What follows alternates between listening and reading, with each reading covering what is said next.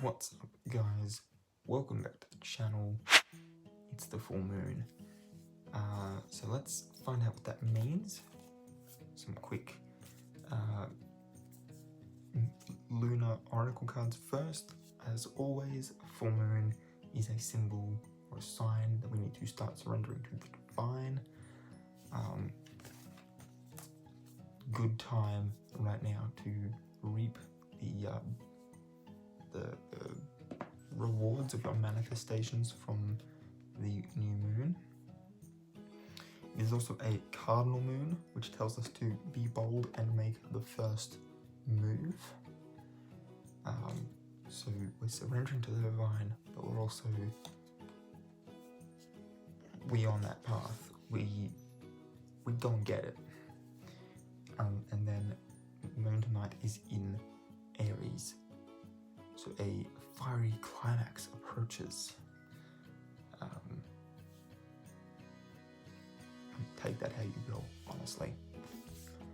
I'm not here to judge your thoughts. But yeah, to me, fire is always sort of going to be symbolic of spiritual energies. So a fiery climax to me is a height of spirituality, like spiritual clarity to me. Cool. Now, going off the link in the description down below, October's full hunter's moon is in Aries. So here is what we must expect.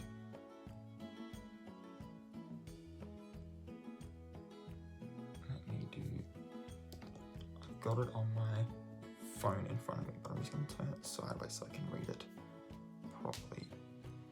Cool. So tonight's the full moon, although technically 100%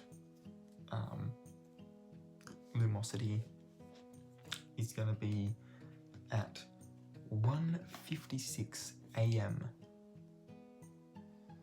tomorrow morning. So when we're all tucked in bed. It's actually currently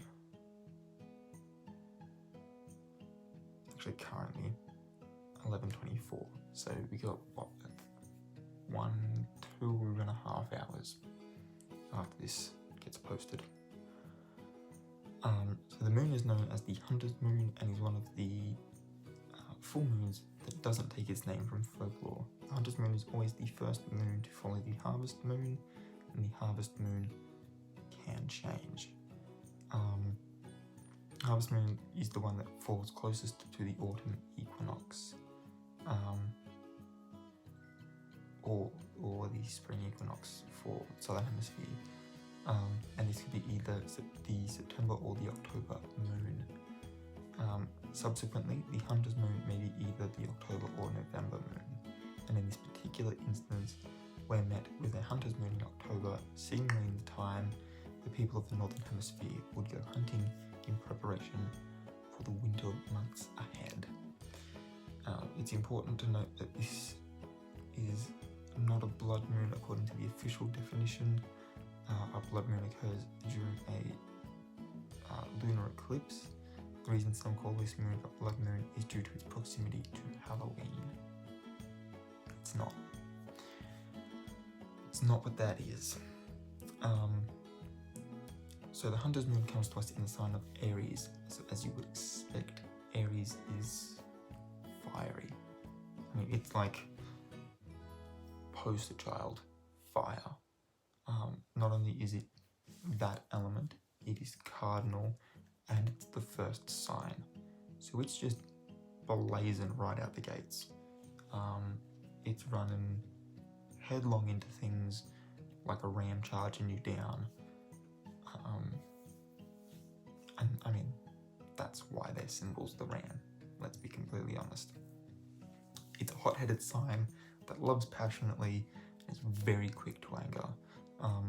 They err on the side of egotism and rarely have a filter for the things they believe in.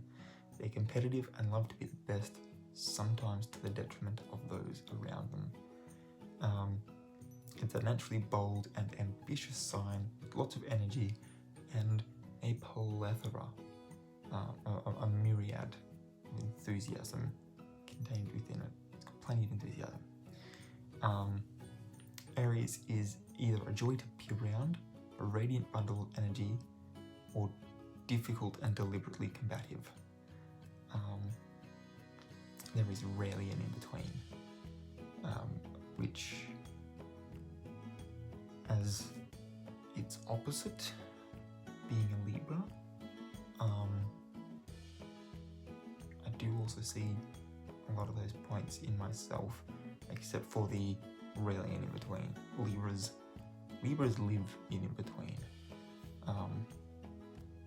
We don't like the extremities, whereas Aries is like, it is this or this.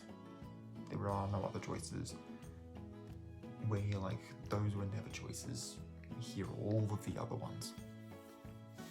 And this is why we can't choose. So this moon will be a defining full moon. The defining mood. Why don't I think that said moon? Anyway, the defining mood of this full moon and the core theme should be considered action. The radiating Aries energy can be invigorating, pushing you to make changes you need to make, or it can make you irrational and encourage you to jump the gun in a moment of anger. Both of these scenarios may appear to be similar, but there is an important distinction here. Making changes you need to make. Making changes you need to make are ones that will benefit you holistically and lead to a happier and healthier life. They are not the ones that are made in the heat of the moment.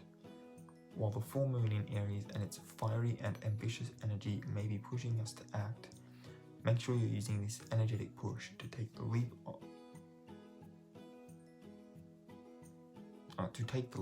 on moves you've always wanted to make. These people need to punctuate more.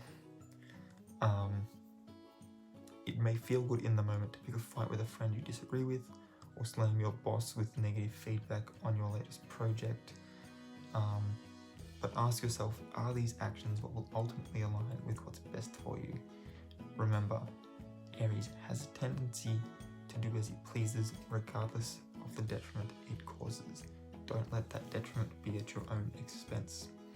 Instead, take the Aries I can do anything energy, egotism, honestly, relatable, and channel this to help you believe in yourself. Act with the intention of letting go of things that no longer serve you in the interest of greener pastures. Have you already wanted to start your own business? Have you been thinking about going back to uni? Have you been wanting to make the first move in your love life? Allow Aries to embolden you to take a leap of faith and act. And in the words of Shia LaBeouf, I hope we all heard the action I just made. Remember that full moons are the climax of the current moon cycle. It's the crest of the bell curve, a point where tensions can reach a breaking point and you can harvest the seeds of manifestations sown at new moon. Be mindful of your words at this time and don't allow yourself to be too easily inflamed.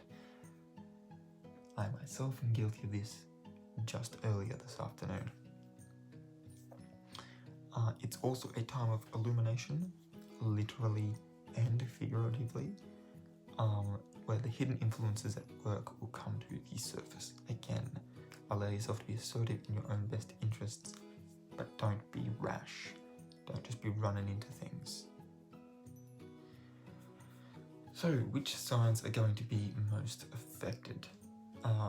With retrograde season slowly coming to an end, October lifts us from the spell of Pluto, Saturn, Mercury, and Jupiter retrogrades. So everything will feel a whole lot more normal for most signs. And the fact that at the moment, at least in Australia, we're starting to get back to that semblance of pre-COVID life again, with obvious changes, but getting back to that semblance, it is starting to feel a whole lot more normal.